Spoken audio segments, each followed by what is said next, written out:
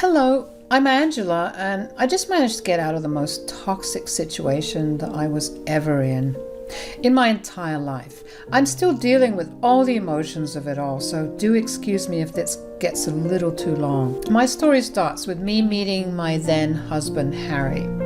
Harry and I met at college. We started dating pretty quickly because he was one of the most good-looking guys on campus and I was pretty good-looking myself.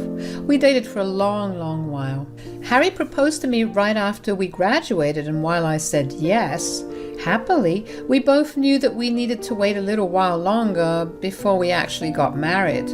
We were both very focused on our careers and wanted to make sure we were both in a good place before we did something as big as marriage. Harry also asked me to move in with his family because that would allow him to work better and allow me to get to know them. I agreed because of his reasons, along with the fact that I would be saving money on housing. I worked really hard at that point. I knew that I wanted to have a luxurious wedding, and I wanted it to be with all our family around us. In the meantime, Harry was focused on working at his father's firm. He came from a pretty big and influential family. He was also really rich, which is why my dream to have a big wedding was not a far-fetched idea. Anyways, we focused on our careers for around 4 years before I got pregnant. It wasn't a planned pregnancy, and I was pretty shocked that I got pregnant considering we were being careful about it. I was so hell-bent on me not being pregnant that I even went to the doctor to confirm it, and she told me that I was already 3 months along. That evening, I had to sit Harry down and tell him the news. So, I have some news. Well, is it good or bad? I don't know. It's whatever you want it to be. Okay, you're scaring me. What is it? I haven't gotten my period for the last 3 months. At first, I didn't think there was anything wrong with it because I thought it was just the birth control doing it, until something told me to take a pregnancy test. Oh no, are you telling me? Yes, I'm pregnant. Oh my God. Okay, well, are you sure the tests were not fake or give wrong results? I thought the same thing too, so I went to the doctor to get tested and they confirmed it too. Oh, wow. Wow, I didn't expect that. We have so much to do. This is wonderful. Really? Of course. How could you think that this was bad news? I didn't know how you'd take it. I mean, we were pretty focused on our careers and a baby would be a big bump in the road, literally. Well, I can assure you it's very good news. First things first, we have to get married. Finally! We immediately began planning for the big lavish wedding. Within the next 2 months, everything was set. We said our vows and we became husband and wife. Harry was very kind and gentle with me when I was pregnant. Even with the wedding planning and the wedding itself, Harry never left my side. He made sure I was comfortable while having a good time. However, after around 2.5 months of getting married, Harry's behavior began to change. He stopped looking after me. He stopped checking in on me. I tried to talk to him on multiple occasions, but he refused to tell me what was wrong. I eventually gave birth to my beautiful daughter, Petal. Harry hadn't been there when I was giving birth, and that only added to my pain. Thankfully, my mother-in-law, Lucy, was there with me. I was in the hospital for about a month after I gave birth due to a lot of complications after birth. I had a mini stroke and lost a lot of blood. Harry didn't visit me even once, and I was hurt beyond words can describe. What kind of husband leaves their wife to suffer that way? Anyway, Lucy told me a couple of weeks after I gave birth that Harry was going to perform a DNA test on Petal to see if she was really his. Apparently, he thought it was too suspicious that I suddenly got pregnant. Hearing that only made me feel even worse because I had never even once given him the chance to doubt my faithfulness. He conducted the test anyway, and it confirmed that Petal was his child. But by that point, Harry had checked out of being a father and husband for so long that he just found it more comfortable. Even after I returned back home, I tried to talk to him about it, but he told me he wanted nothing to do with either Petal or me. It was in this manner that Petal and I stayed for the next 7 years. It was a painful time for me, but there wasn't much I could do. Harry had made me quit my job when I was pregnant, and I had no savings to fall back on. Plus, Harry was doing well at his father's business, so I knew that he could provide for us. I only stayed in the house because I wanted to be with Petal without having to face any issues. He barely looked at Petal and my way. He would complain if I raised any issues with the household work or the lack of thereof. I learned very quickly that Harry was not the sweet-tempered man that I had known before. The only reason I was still living there was because he knew that I was taking care of his parents, a job he didn't want to do. His parents, Patrick and Lucy, doted on Harry a lot. They believed that he could do no wrong, so even when they could see the way he had been treating me and my daughter, they didn't care. They fully believed that I was the reason that Harry was ignoring his duties. They believed that I had done something that warranted that behavior with us. I was initially really hurt by that, but I learned to let go. You see, Patrick and Lucy suffered from a lot of issues. Patrick was diabetic and Lucy was on heavy medication for her heart issues.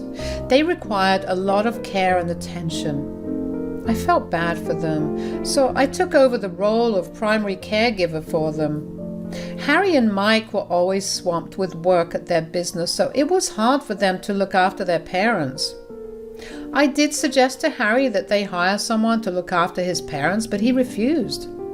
Ever since he took over the household expenses, he made everyone's lives miserable. He would not spend a cent unless it was absolutely necessary. I cannot tell you how many canned and microwaved foods we have eaten up until then. It got to a point where I was taking Petal out to salad houses just so she could get some actual nutritious food in her system.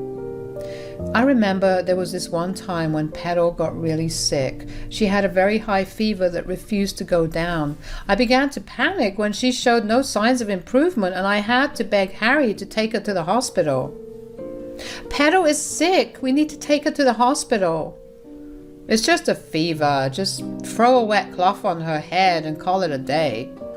Harry, she's been sick for a week and hasn't improved in the least. She's barely eating anything, and I just know that something is really wrong. Just let her heal on her own. If you pamper her, her body won't learn how to fight off sickness by itself. She's your daughter, Harry. Don't you have even the slightest bit of sympathy? Not really. Does me panicking and crying at least make you feel a little bad? I'm literally just begging you to give me some money to take her to the hospital. Do you even know how expensive hospitals are? That's right, you don't. You don't earn a cent, and you're just freeloading off of us. And you have the nerve to ask me for money to fund your expenses? Oh yeah? And whose fault is it that I'm not working? You forced me to not work after I gave birth. The least you can do is take some responsibility. Look, after Petal was born, I realized just how much I detest domestic living, and I wanted to rid myself of you guys, but you guys stuck to me like glue and refused to leave. If it were up to me, I would have thrown you out a long time ago. You know what? Forget it. I don't even know why I bother with you. I walked away from him with tears in my eyes. As I was walking towards Petal's room, I bumped into Mike. He looked worried when he saw me crying. I quickly explained my situation to him and he looked alarmed. He asked me to grab Petal and meet him in his car.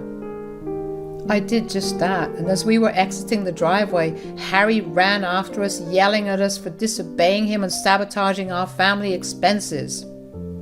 Mike told him to stop being a heartless jerk and to just let the kid get the treatment she needed.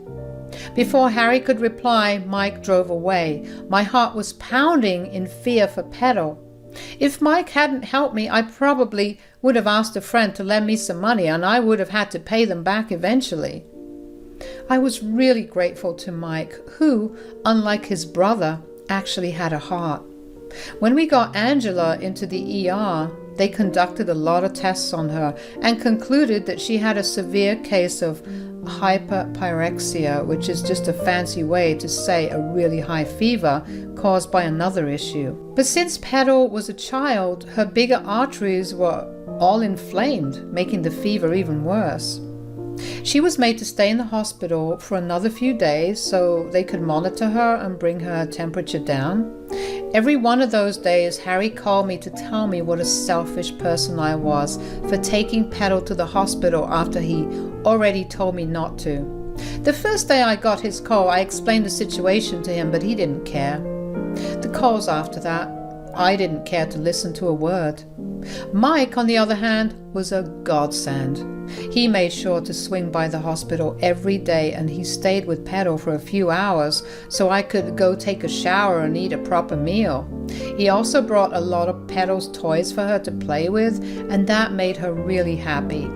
Seeing her smiling and laughing after days of watching her suffer made me feel better about our situation. After Petal got discharged from the hospital, Mike actually began making an effort to make our lives easier. Before, he barely batted an eye at us because he was a big believer in minding his own business. He figured that we were Harry's mess to deal with. He treated us with respect but never actually checked to see how we were living with them.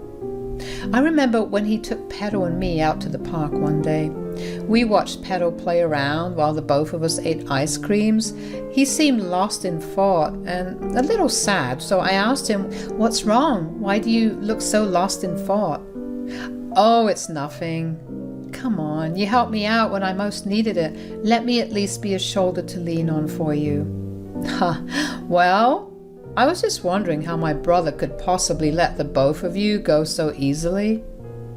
Oh yeah, well, it was super hard for me to grapple with also. In fact, I still struggle with it. There have been so many moments when I just look at him and expect him to go back to being who he was when we first met. I mean, it takes a special kind of heartlessness to abandon your own child when she still lives in your house. I've just learned to be grateful that he hasn't kicked us out. I mean, who would hire someone who hasn't worked for the last 7 years? I haven't even updated myself on all the changes that happen in my field. Why don't you try to find a job though, even if it isn't in your field? Earning some money is better than earning no money, you know? You have no idea how badly I want to earn my own way, but I don't have the time to work. What do you mean? You could always work during the hours that Petal is in school, and if you need it, I can help you enroll her into a daycare where she can stay after school. You really are an angel, aren't you? While I really appreciate that, I can't take you up on that offer. Even if I'm not taking care of Petal, I'm taking care of your parents. Between that and cooking everyone's meals and cleaning the house, I have zero time to do anything else. Oh man, I completely forgot about everything else you've been doing for us. Oh my God. I'm so sorry that I turned a blind eye towards you for so long. I promise I'll help you out and make your days easier. I'll even help set you up with a job. I was surprised by how apologetic Mike was. In those months, I just learned to live as if I was invisible. To actually get recognized for all the work I had been doing made me feel really happy. After that, Mike began helping around quite a lot. Along with doing some household chores, he also helped his parents out with whatever they needed whenever he was free. This allowed them to spend more time as a family as well. Mike also got me set up with a desk job at one of his friends' companies. It wasn't a lot of money, but it was honestly more than enough for me to be able to move out and get my own place in a couple of months. Harry was not happy that Mike was helping me out so much. He constantly brought up how Mike was spending the family money on people who didn't deserve it. The first time that happened, Mike lost it at Harry. They got into a very heated argument that almost turned physical had I not stepped in. After a while of listening to the same comments over and over again, Mike learned to ignore whatever Harry said. I knew that if I was ever alone with Harry, he would unleash his anger at me, so I made sure to stay out of his way at all times. I needed to buy myself some time until I had enough money to put down a deposit for an apartment. And one day, while I was quietly walking past Harry's room so I could go visit Patrick and Lucy, I happened to hear Harry yell. Curiosity got the better of me and I peeked in through the crack that the door was open. I watched as Harry punched his pillow with frustration. I then watched him sit on his bed completely still. He looked like he was going insane, if I'm being honest. Just as suddenly as he had gone still, he jumped back to life. He fumbled around his pockets before he finally pulled out his phone. He got on a call with someone and began talking about how it was Mike's team that was pulling in most of the revenues and how his team was beginning to want to work with Mike. He also complained about the decline in the work ethic in the office because of Mike. The both of them had their own teams to manage, and they also had two entirely different ways of managing those under them. Harry was an authoritarian leader who was very strict with those under him and constantly overworked them. Mike, on the other hand, was a lot more lax with his team. He treated them all with respect and listened to them. Now, it's pretty obvious why Mike's team was super productive. Harry did not understand why and hated Mike for it. He also complained about how Mike was changing things in the house and that he was beyond angry with Mike. Harry began to tell the other person about how he was going to sabotage Mike and everyone else living in the house because none of us respected him and his words, so he saw no point in having us there. I couldn't believe what I was hearing, although I decided to chalk his words up to him being angry. I figured that he would not have the time or capacity to follow through on his word. But I did make sure to keep an eye on him over the next week, and then one day he brought one of his friends over. They sat in his room as they discussed Harry's plan to sabotage Mike. "Look, Caleb, I'm just tired of Mike and his shenanigans." "I get that. So what are you going to do about it?" "I don't know. But all I know is that the man gets on my nerves. Suddenly he's become a good guy. He's been looking after my loser wife and child, and he's been taking care of our parents." "Do you think he's doing this for some gain?" "Oh yeah, of course. Everything about him works for a benefit that he can earn. He probably wants all of my parents' estates as his inheritance." "That's definitely how it looks. Maybe you should do something soon. You can't let this go on longer. You are your parents' favorite, aren't you?" "Absolutely, and you're right. I need to keep it that way. What do you think I should do?" "Why don't you have your parents sign the house over to you, and then maybe you can throw them all out." "I like that, but what about Mike?" "Well, your dad's still the CEO, and he has all the power to transfer the company under your name too." "That is so true. Caleb, you're a genius." I was alarmed by what I was hearing. I quickly left after they switched topics to something else. Although I'm sure that Harry saw me, I know he saw me because he must have tried to cover his bases before he tricked his parents into signing over everything to him. The next day, I came back home from work to see all of them sitting at the dinner table with grim looks on their faces. I tried to ask them what was going on, but nobody replied to me. I felt awkward, but I had to take care of Pedro, so I let go of it. That night, I sat and thought about whether I should even call them about what I overheard, and I thought that they had a right to know. Even if Patrick and Lucy were a little mean to me, they still took great care of Pedro whenever I needed it. And Mike was just amazing in general. The next day, I came back from work, prepared myself to talk to Patrick, Lucy, and Mike about my plan. My heart raced as I walked into the living room to talk about it. Thankfully, Harry was still out, and I knew I had a little while before he came back home. "Why did you call us here?" "Well, I just wanted to tell you about something I found out the other day." "Hurry up with it." "I happened to overhear Harry talking to someone on the phone the other day. He made plans to take revenge on Mike and in turn take revenge on the both of you." "Get out." "Excuse me? You heard what he said." "I'm sorry, but why? I don't understand." Harry told us about how you were going to come and tell us about some outlandish thing just so we could start hating him and transfer all our assets to you and Petal. What? I would never. Oh, shut up. Lord knows the only reason we ever put up with you was because Petal needed a mother. Now she's old enough and you've done enough. Get out of our house and our lives. I have no place to go. I'm telling you, Harry is lying. You have some nerve to say that. We made sure that Harry got all our assets. You will get nothing. Lie all you want. You won't get a cent from us. And since you have no place to go, I'm sure CPS would not like that. You can't be threatening me with my daughter. You either leave peacefully or we kick you out and have Petal's custody given to us. Fine, I'll leave. Just please take good care of my little girl. I packed my things up and tearfully kissed Petal goodbye. She cried a lot and it only made my heart break even more. But this was the best thing I could do for her. I had one best friend that I hadn't contacted in years, but I reached out to her. Thankfully, she was more than willing to help me out. She opened her house to me, and that was where I moved in. She gave me her shoulder to cry on and listened to me. We caught each other up on our lives, and I actually did manage to squeeze out a laugh every now and then. I managed to fall asleep pretty easily because the mental and emotional strain was too much. The next day, I took a day off from work just so I could recover from everything and try to plan my next move. I knew I needed to have Petal by my side, but I didn't need to think too much. At around noon, I got a call from Patrick. He sounded frantic. After I managed to get him to calm down, he explained that Harry kicked all of them out of the house and even took away Mike's job, so they did not have much money to rely on. He begged me to help them, but I was done. I had absolutely no sympathy for them.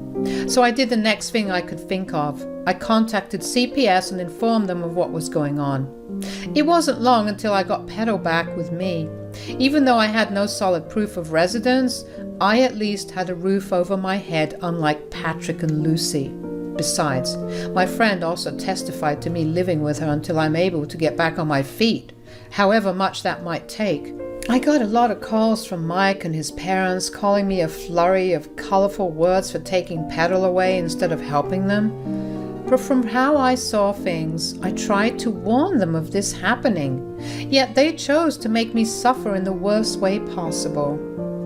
I'm always going to be grateful for how much they helped me, but this was crossing a big line. As for right now, I have full custody of Petal and I'm in the middle of getting a divorce from Harry. My best friend helped me find a good job, and life is finally beginning to look up.